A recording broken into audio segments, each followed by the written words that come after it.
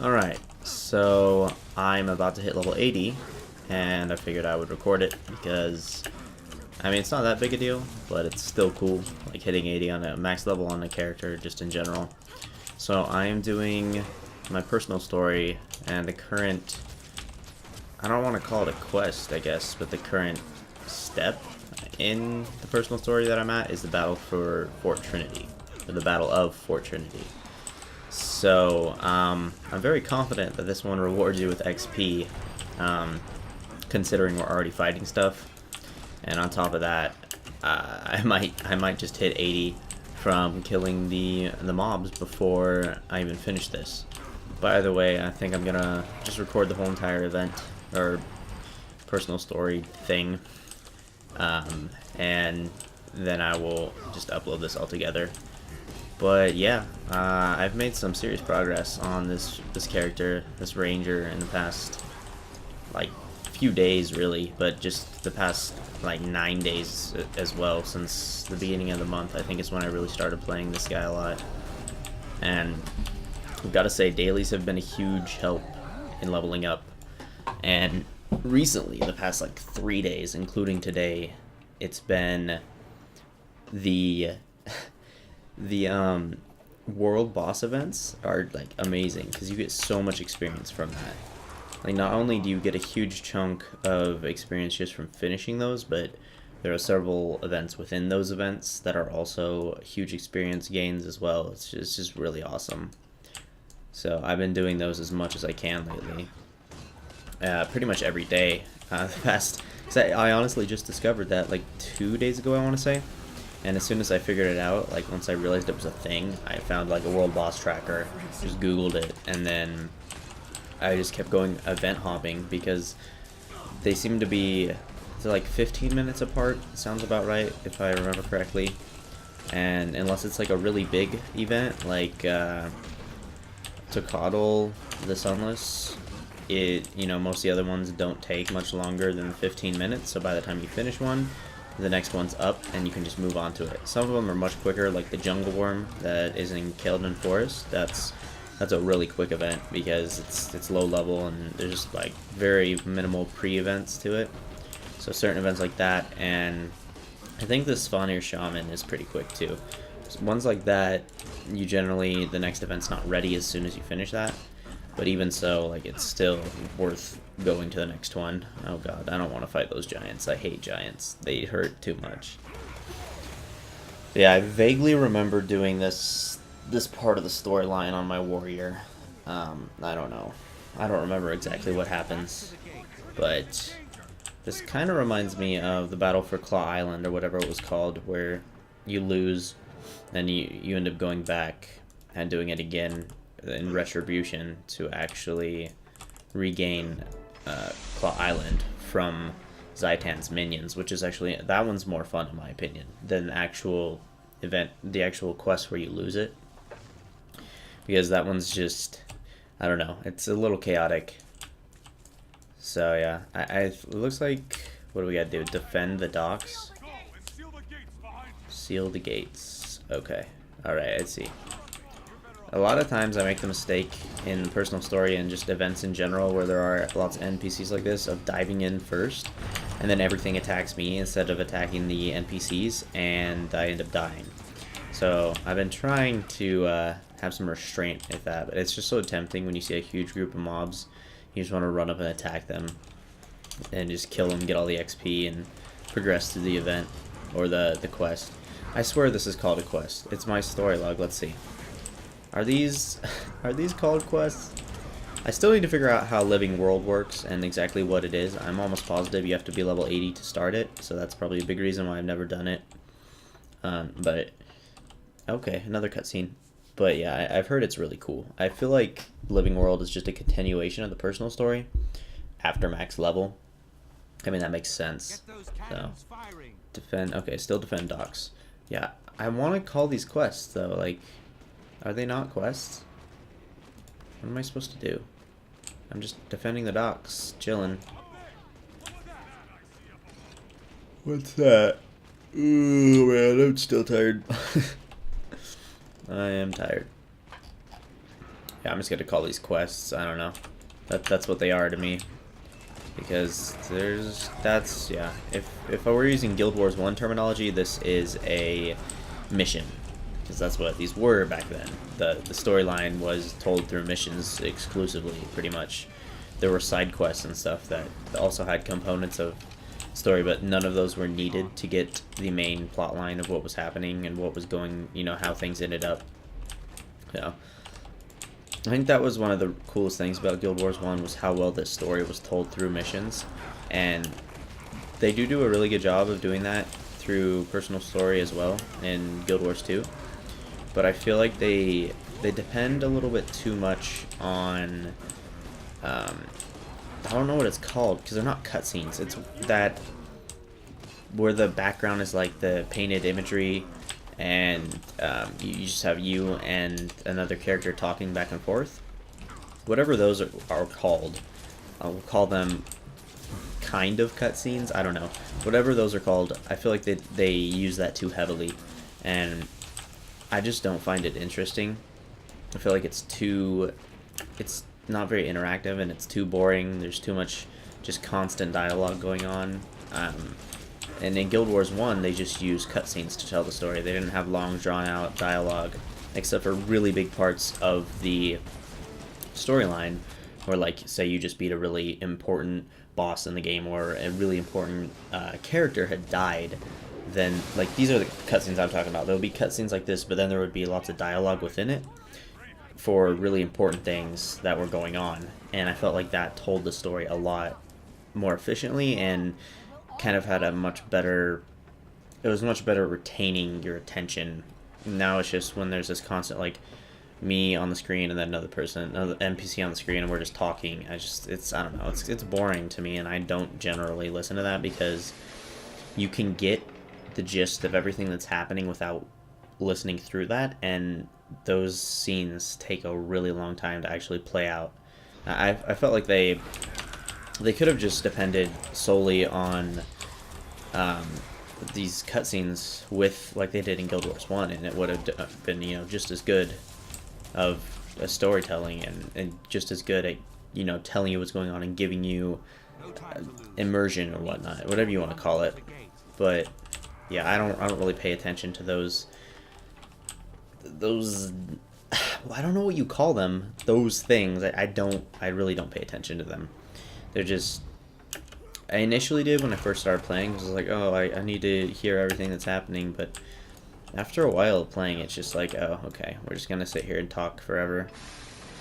Like everything that happens in those it's obviously relevant information, but it's not, I don't know, it's just, yeah, I don't enjoy it very much. That's just my personal opinion. I'm sure lots of people love it, but for me, I would much rather watch cutscenes and I'd rather have longer cutscenes that have like good dialogue and information in it that kind of sets up the story or tells parts of the story that you don't get otherwise, instead of just having these short cutscenes and have a lot of just the back and forth dialogue, partial cutscenes, I guess I'll call them.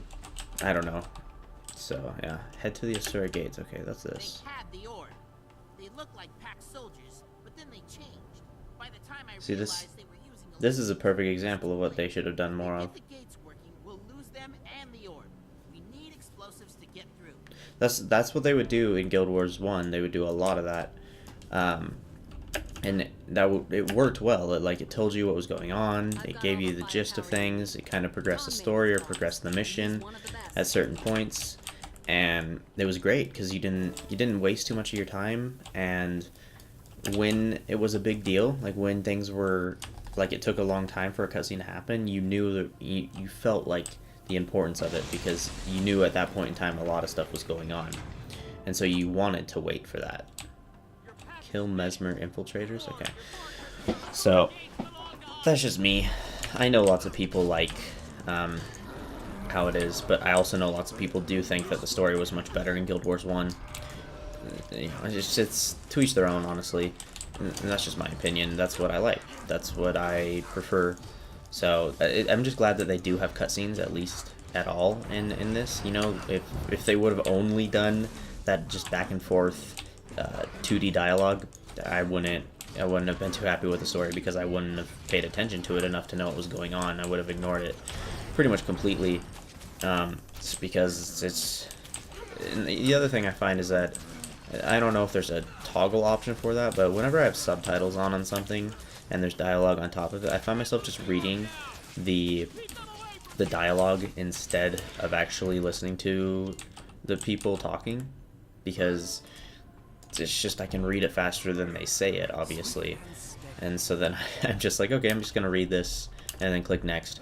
And yeah, that kind of ruins it. I try not to, but it's hard not to. That's why I think I turned off dialogue with cutscenes for that same exact reason, because it was just really distracting and kind of took away from the cutscenes.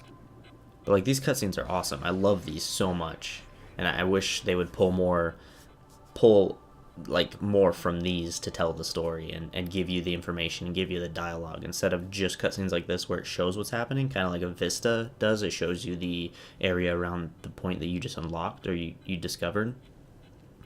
I would feel like they should depend more on that to tell story than just, okay, we're gonna have lots of back and forth dialogue between 2 or 3 characters. I don't know, that's just, it doesn't do it for me. I get the point. It's easier to do. It's less work because, you know, you're not having to do this huge, beautiful cinematic. You know, you can just put up a nice 2D background and have 2 characters standing on there, use their animations for talking and everything. But I don't know. It's just, I enjoy it a lot more with the cinematics, because they feel awesome. Honestly, you feel the impact a lot more from that than you do when you're just like listening to 2 people talk. It's just the way it is. You just feel, it feels a lot more important, a lot more noticeable, and a lot more impactful.